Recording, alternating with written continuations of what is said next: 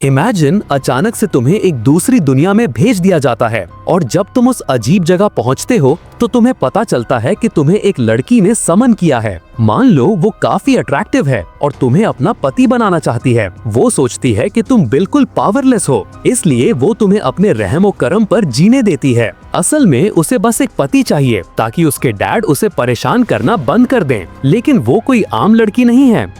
Extremely well endowed होने के अलावा वो बहुत ज्यादा स्ट्रॉन्ग भी है। असल में वो इस दुनिया की सबसे रिस्पेक्टेड जनरल्स में से एक है। बट यहाँ आने से पहले तुमने अपनी पूरी जिंदगी दुनिया का सबसे बड़ा असैसिन बनने की ट्रेनिंग में लगा दी। हर कोई तुम्हारा नाम जानता था, तुम्हें जिंदा सबसे खतरनाक इंसान माना जाता था। लेकिन अचानक से एलीट स्पाइस तुम्हारा शिकार करने लगते हैं और फिर तुम्हें एक दूसरी दुनिया में भेज दिया जाता है। तो तुम क्या करोगे? क्या तुम उसे सच बताओगे कि तुम एक हाईली ट्रेंड किलर हो, या फिर पूरी जिंदगी वायलेंस, खून खराबा और सर्वाइवल के बाद तुम हार मानकर एम्प्रेस के रखेल की आसान जिंदगी एंजॉय करोगे? सच कहूँ तो मैं तो टेम्प्टेड हो जाऊंगा। शायद मैं इसके बारे में बार बार सोचूंगा। लेकिन हमारा हीरो क्या चुनेगा? इसी वक्त स्टोरी हमें दिखाती है कि उसे अभी भी वही असैसिन गिल्ड चेस कर रही है जिसका वो कभी हिस्सा था। चेस के दौरान अचानक एक ब्लास्ट होता है और फिर सीन कट होता है एम्प्रेस पर, जो एक समनिंग रिचुअल कर रही है। वो ऐलान करती है, मेरे अंदर मौजूद स्पिरिट के नाम पर मैं एक अलग टाइम और स्पेस से एक सर्वेंट को समन करती हूँ। अचानक उसके बेड पर कोई दिखाई देता है जिसका सर कपड़े से ढका हुआ है। वो फिगर कपड़ा हटाता है, आसपास देखता है और सोचता है, मुझे चेस गले वाले लोग कहाँ हैं?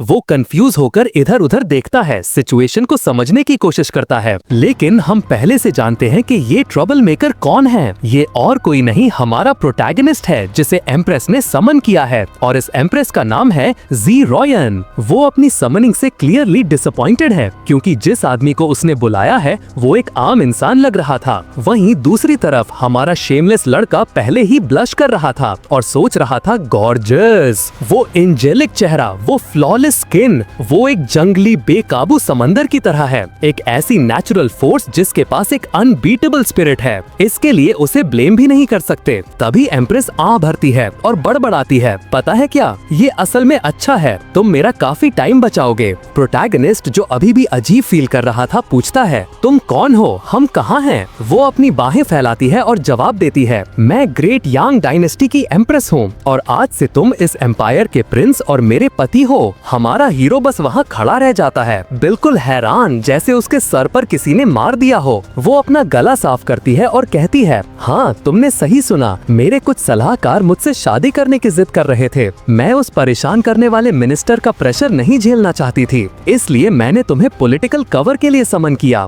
हमारे हीरो की आंखें चमकने लगती हैं, वो तो जैसे ग्लो कर रहा था। वो पूछता है, तो मुझे यहाँ कुछ नहीं करना होगा, बस तुम्हारा पति बनकर रहना है। वो कंधे उचकाती है जैसे कह रही हो, हाँ बस इतना ही। और जाहिर है वो शेमलेस बदमाश बेड पर वापस गिर जाता है और एम्प्रेस को थोड़ा क्वालिटी टाइम बिताने के लिए इनवाइट करता है। लेकिन वो उसकी बात को तुरंत काट देती है। वो समझाती है कि बदकिस्मती से वो कोई भी वाइफली ड्यूटीज पूरी नहीं करेगी, लेकिन वो प्रॉमिस करती है कि उसे अपनी बाकी की जिंदगी में खाने, कपड़े या पैसों की चिंता करने की जरूरत नहीं पड़ेगी। वो स्लेव रिंग को हटाने का भी कोई तरीका ढूंढ लेगी जो समनिंग के दौरान उसके हाथ में आ गई थी। फिर वो उसे इंपीरियल हॉल में मिलने को कहती है और कमरे से चली जाती है। शाओवान बस वहाँ बैठा रह जाता है। वो नीचे रिंग की तरफ देखता है और सोचता है, तो ये वो कॉन्ट्रैक्ट रिंग है जिसके बारे में वो बात कर रही थी। जब तक मैं इसके असर में हूँ, मैं उसे चोट पहुँचाने के लिए कुछ नहीं कर सकता। तभी आखिरकार वो सिस्टम सामने आता है जिसका सबको इंतजार था और पूछता है, क्या आप सबसे पावरफुल सुप्रीम सिस्टम को एक्टिवेट करना चाहेंगे, हाँ या ना? हमारा हीरो कहता है, एक मिनट रुको, मैं एक दूसरी दुनिया में आया हूँ और उसके ऊपर से मुझे एक ओवर पावर्ड सिस्टम भी ऑफर किया जा रहा है। और वो कहता है, नहीं, तुम लोगों की तरह मुझे भी लगा था कि वो हाँ कहेगा, लेकिन हे, हमारा लड़का जानता है कि वो क्या कर रहा है। फिर वो बोलना शुरू करता है, जब मैं बच्चा था तो मुझे एक अनाथ के रूप में गोद लिया गया था। जिंदा रहने के लिए मुझे लगातार मारना और ट्रेन करना पड़ता था। जिस असैसिन गिल्ड के लिए मैं काम करता था उसकी वजह से मैं ये भी नहीं चुन सकता था कि किसे मारना है। सबसे स्ट्रॉन्ग बनने की चाह में मैं उस रास्ते पर पहले ही चल चुका हूँ। बस बहुत हुआ, जो मुझे अब चाहिए वो यही है। बिना किसी जिम्मेदारी के एक लाड़ प्यार वाले प्रिंस बनने से बेहतर क्या हो सकता है? वो संतुष्ट होकर बैठ जाता है। लेकिन तभी सिस्टम कहता है क्योंकि तुमने मना कर दिया है, अब हम तुम्हारी मेमोरी मिटा देंगे और दूसरे कैंडिडेट के पास चले जाएंगे। शियोवन बस उसे घूरता रहता है और तभी सिस्टम ग्लिच करने लगता है। कनेक्शन फेल, डिस्कनेक्ट करने की कोशिश फेल, यूजर के साथ जबरदस्ती बॉन्ड करने की कोशिश fail, host ultra dimensional plane earth से है, पैरासाइट मोड में एंटर कर रहा है फेल, सिस्टम बुरी तरह से बग आउट कर रहा था। वो हर तरीका आजमा रहा था लेकिन कुछ काम नहीं कर रहा था। 9,999 फेल्ड अटेम्प्ट्स के बाद वो हार मान लेता है और मिन्नतें करता है, क्या मैं कम से कम आपका असिस्टेंट बन सकता हूँ प्लीज। हमारा हीरो बस वहाँ खड़ा खुद से सोचता है, तो अब ये चीज मेरा सिस्टम नहीं होगी, ये मेरा गुलाम होगा। हाँ, इसके लिए मैं तैयार हूँ। वो सिस्टम को एक नाम देने का फैसला करता है, वन काओ। तुरंत ही सिस्टम उसे वार्न करता है, डियर मास्टर प्लीज अपनी सांस रोक लीजिए वरना इसके अनचाहे रिजल्ट्स हो सकते हैं। शियोवन कंफ्यूज हो जाता है, लेकिन जैसे ही वो सांस लेता है आसपास के पौधे गायब होने लगते हैं। सिस्टम घबरा जाता है, नहीं ऐसा मत करो, अपनी पावर को कंट्रोल करो। तब उसे एहसास होता है कि वो थोड़ा और स्ट्रॉन्ग हो गया है। वो सिस्टम से पूछता है कि आखिर हो क्या रहा है। सिस्टम जवाब देता है, अर्थ पर लोग 490,000 डायमेंशनल रूल से बंधे होते हैं, इसलिए आप इतने ज्यादा पावरफुल हो। हमारा हीरो पूछता है, तो इस दुनिया में कितने डायमेंशनल रूल्स हैं? सिस्टम जवाब देता है 3000, जिसका मतलब है कि वो अब 470,000 गुना ज्यादा स्ट्रॉन्ग है। जाहिर है शियोवन अपना स्टेटस विंडो चेक करना चाहता है और सामने क्या आता है? पता चलता है कि उसके पास एंशिएंट चाइनीज ड्रैगन डिसेंडेंट्स की ब्लड लाइन है, एक ऐसी रेयर और पावरफुल ब्लड लाइन जिसके बारे में सिस्टम को भी नहीं पता कि वो असल में कितनी स्ट्रॉन्ग है। हमारा हीरो अपनी थोड़ी पावर ट्राई आउट करने का फैसला करता है, इसलिए वो मार्शल आर्ट्स ट्रेनिंग हॉल की तरफ जाता है। उसे तलवारों का एक रैक दिखता है और वो आराम से एक उठा लेता है। मैं इसे टेस्ट करूंगा, वो कहता है, लेकिन इससे पहले कि वो अपना सेंटेंस पूरा करे तलवार उसके हाथ में टूट जाती है। वो बड़बड़ाता है, ये एम्प्रेस अपने हथियारों का अच्छे से ख्याल नहीं रखती। तभी सिस्टम बीच में बोलता है, इस दुनिया में वेपन्स 1 से 9 तक रैंक किए जाते हैं। वो रैंक 6 की तलवार थी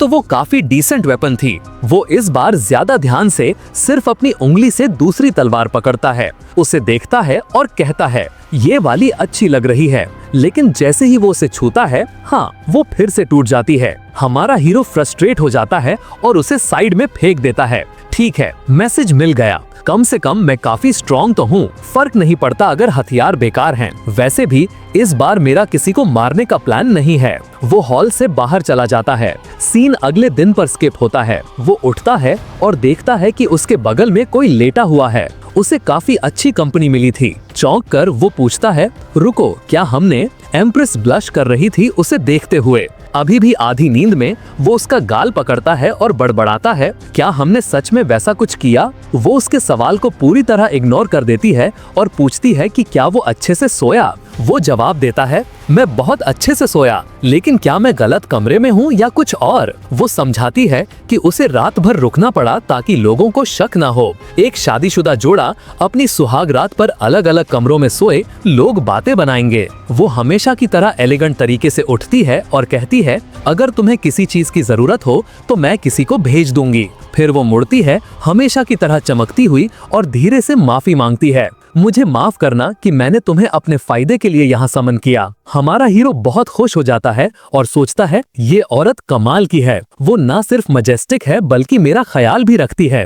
रात हो जाती है। सीन कट होता है एम्प्रेस पर, जो पूछ रही है, क्या नॉर्क में सिचुएशन सच में इतनी खराब है? उसकी दोस्त जो एक पूर्व जनरल है जवाब देती है, बदकिस्मती से हाँ, बारबेरियंस ने पहले ही हमला करना शुरू कर दिया है और हमारी इंटेल के मुताबिक सेक्रेड बारबेरियन भी वही होगा। एम्प्रेस अपनी छोटी सी नोटबुक को जोर से बंद करती है और कहती है, तो मैं खुद जाकर उसे वापस ले लूंगी। मैं उस बूढ़े बैस्टर्ड से हमेशा के लिए निपटा लूंगी। वो जनरल की तरफ मुड़ती है और कहती है, 3 दिन में तुम मेरे साथ नॉर्थ आ रही हो। वो एक्स जनरल बिल्कुल भी नहीं हिचकिचाती, उसका चेहरा खिल उठता है। उस औरत को केओस पसंद है। हम 3 दिन आगे जाते हैं। एम्प्रेस अब पूरी तरह से आर्मर में थी, जिसे देखकर साफ पता चल रहा था कि उसे लड़ना आता है। जाने से पहले वो पूछती है कि क्या सब कुछ तैयार है। वो औरत सर हिलाती है और कहती है, मैंने लिंगर को उस पर नजर रखने के लिए लगा दिया है, इसलिए चिंता की कोई बात नहीं है। लेकिन फिर वो मुड़ती है और पूछती है, तुम उस प्रिंस के लिए इतनी चिंतित क्यों हो? वो तो बिल्कुल बेकार लगता है।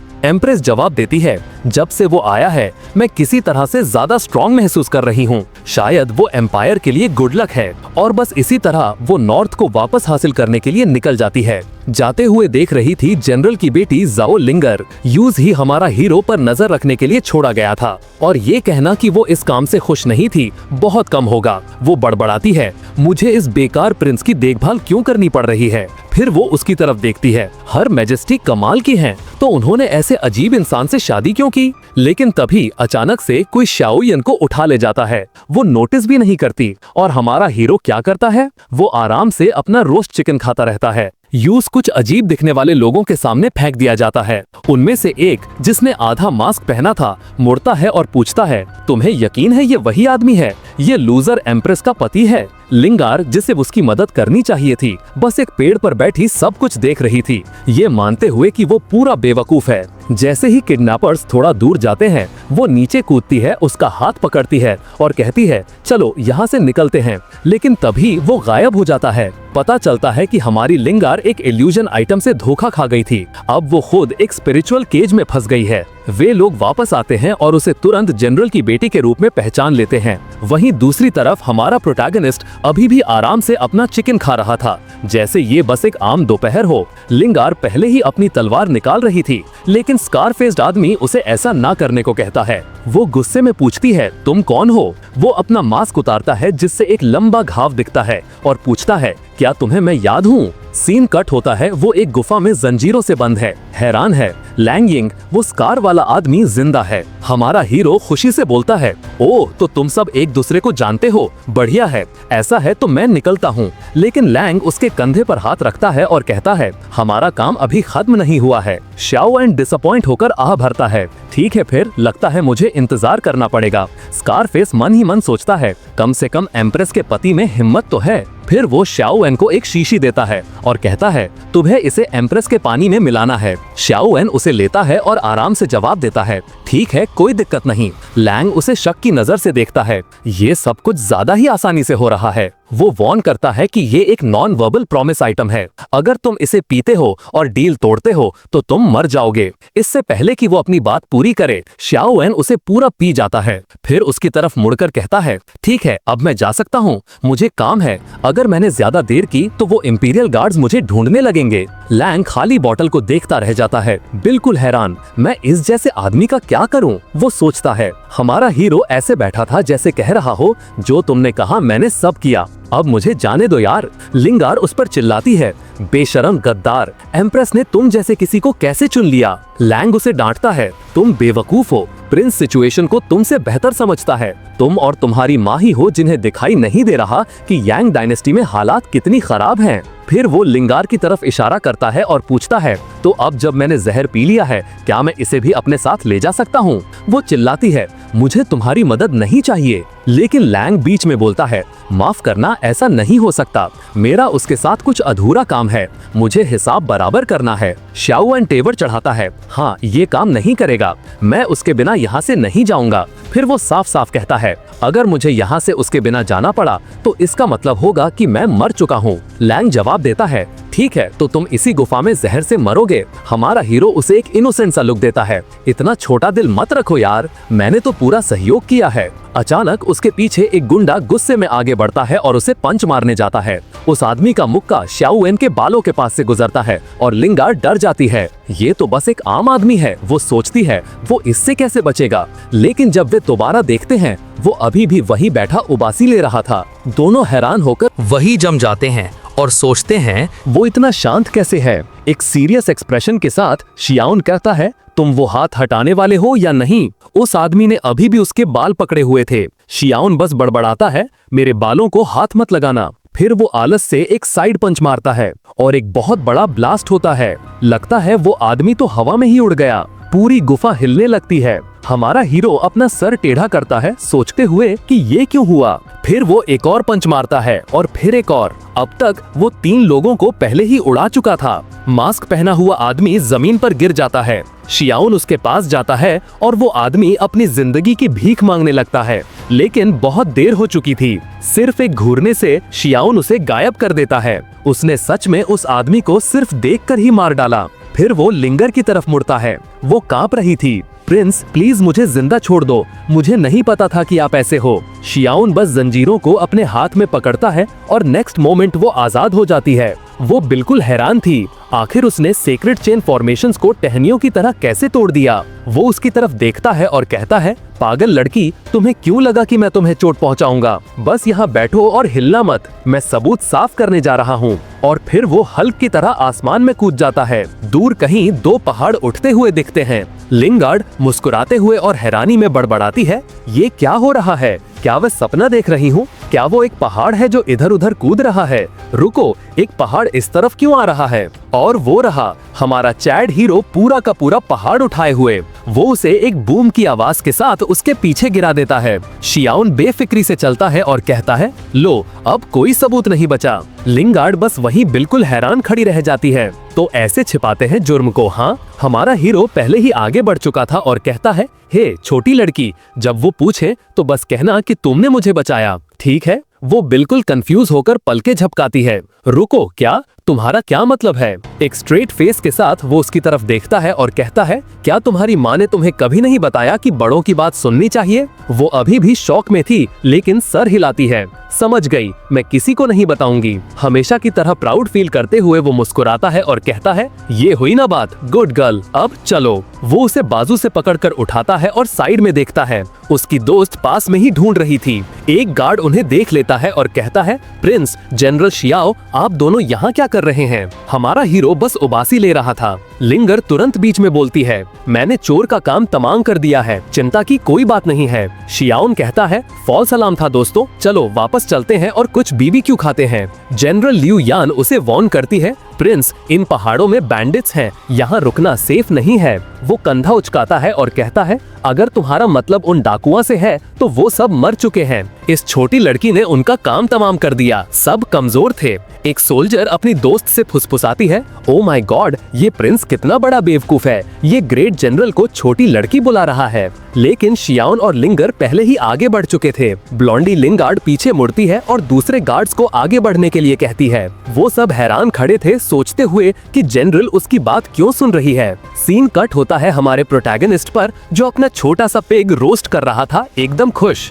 लिंगर बहुत प्यार से वहाँ आती है, उसके लिए काटने वाला एक छोटा चाकू लेकर। वो उसके ठीक बगल में बैठ जाती है, बस एक और टेस्टी बाइट का इंतजार करते हुए। दूसरे सोल्जर्स आपस में फुसफुसाते हैं, अब सब खत्म, जनरल पागल हो गई हैं। वो लिंगर की तरफ मुड़ता है और पूछता है, हे, क्या तुम जानते हो कि वो लोग कौन थे जिन्होंने हमें पकड़ा था? वो जवाब देती है, उनका लीडर, वो जिसके चेहरे पर घाव था, लियांग शू था, उसे 1 साल पहले मौत की सजा होनी थी। वो शॉक होकर पूछता है, मौत की सजा? शियाउन पलके झपकाता है, किस लिए? लिंगर बताती है, ये मेरी कमिंग ऑफ एज सेरेमनी के दौरान हुआ था। वो आईब्रो उठाता है, कमिंग ऑफ एज? रुको, तुम कितनी साल की हो? वो थोड़ा ब्लश करती है, 16। शियाउन विश्वास नहीं कर पाता, 16 और मर्डर और सर काटने की बातें ऐसे कर रही हो? तुम्हारी माँ जरूर पागल होगी। वो घबराकर हंसती है और सर हिलाती है। फिर वो उसे वार्न करती है, अब जब तुम एम्प्रेस के साथ हो तो तुम्हारा भी हंट किया जाएगा। एक घुड़सवार गार्ड कहता है, प्रिंस, अगर आप पैलेस में रहेंगे तो ज्यादा सेफ रहेंगे, वहाँ आप ज्यादा प्रोटेक्टेड रहेंगे।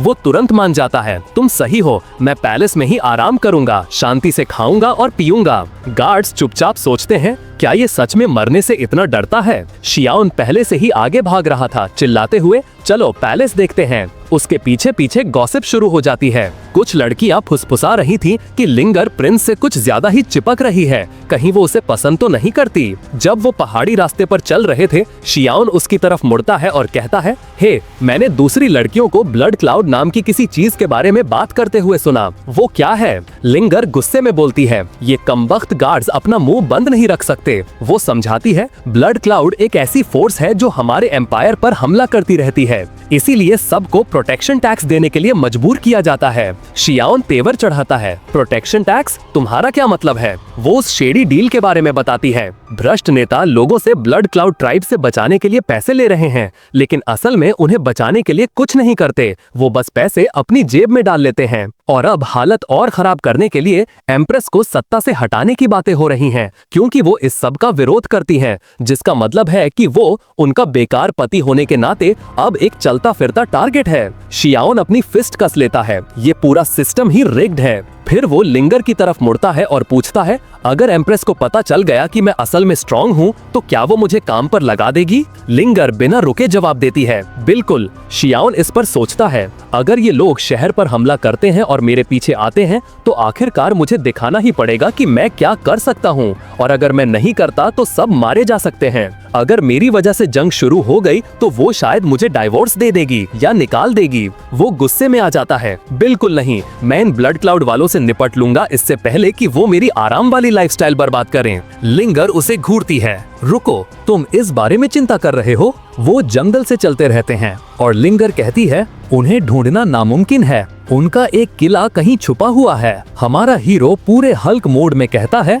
रिलैक्स ब्लॉन्डी, फिर आराम से उसे अपनी बाहों में उठाता है और आसमान में छलांग लगा देता है। बेचारी लड़की बिल्कुल हैरान थी, रुको, उसने इसके लिए कोई स्पिरिचुअल एनर्जी इस्तेमाल नहीं की। इस बीच वो उसे अपनी बाहों में लेकर लाइट की स्पीड से उड़ रहा था। वो चिल्ला रही थी, बिल्कुल घबराई हुई। स्लोली, सिस्टम बीच में बोलता है, मास्टर आपको स्पीड तुरंत कम करनी होगी वरना ये मर जाएगी। थोड़ी देर बाद आखिरकार वो एक अनजान जगह पर उतरता है और शांति से कहता है, हम पहुंच गए। लिंगर, जिसके बाल बिखरे हुए थे और चक्कर आ रहे थे, लड़खड़ाते हुए कहती है, पहुंच गए? कहां पहुंच गए? हमारा प्रिंस अपना हाथ घुमाता है और सीधा एक अदृश्य दीवार में पंच मारता है। बूम, सब कुछ टूट जाता है और टड़ा, एक छिपा हुआ हवा में तैरता बेस उनके सामने आ जाता है।